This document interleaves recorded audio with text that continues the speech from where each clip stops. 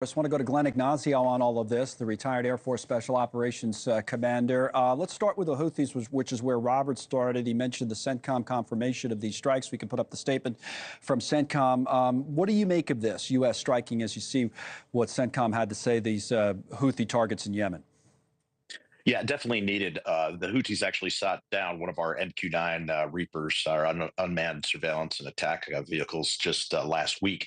And then we did see many of their drones, their surface vessels, actually going out and striking more of those surface fleets. So that's doing two things: it's impacting military and commercial maritime safety of the sea.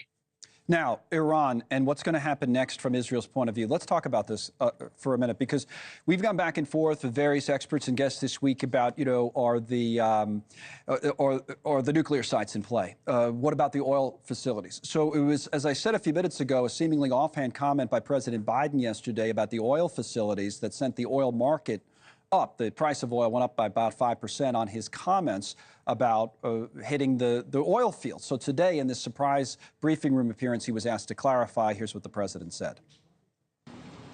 The Israelis have not concluded what they're going to do in terms of a strike.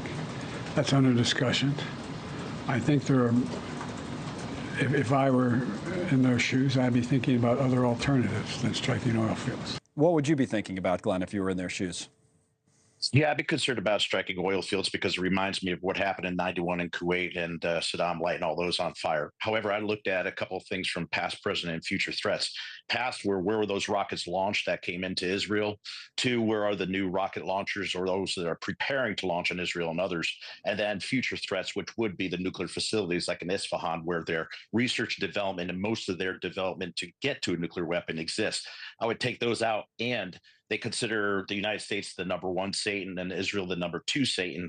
One of the biggest impacts to us, and they would blame on us, is if they did something in the Straits of Hormuz. So keeping that naval vessels away or taken care of and strike so they can't do anything in the Strait of Hormuz. So let me just get the clarification on this in terms of order, because and it might come down to this. Israel might do something, say, in the next day or two, and then Iran does something else, and then Israel goes tit for tat on this. What's the order you think makes military sense again?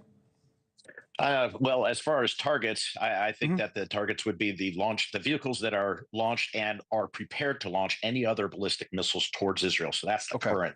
The next thing would be the future threat, which would be the nuclear development sites, which would change the entire dynamic if Iran had nuclear capabilities. And I think they would also look at where they could actually strain and stress the international community, especially the United States. And that would be how they could impact the Straits of Hormuz. So I would look at it that way in that type of stage. But again, Israel's probably looking at many other causes. At a time of their choosing, and we'll see if that time is chosen soon. Thank you, Glenn. As always, Glenn Ignacio with the analysis on that. Thanks so much for watching. Just go to joinnn.com to find News Nation on your television provider. And don't forget to click the red subscribe button below to get more of News Nation's fact-driven, unbiased coverage.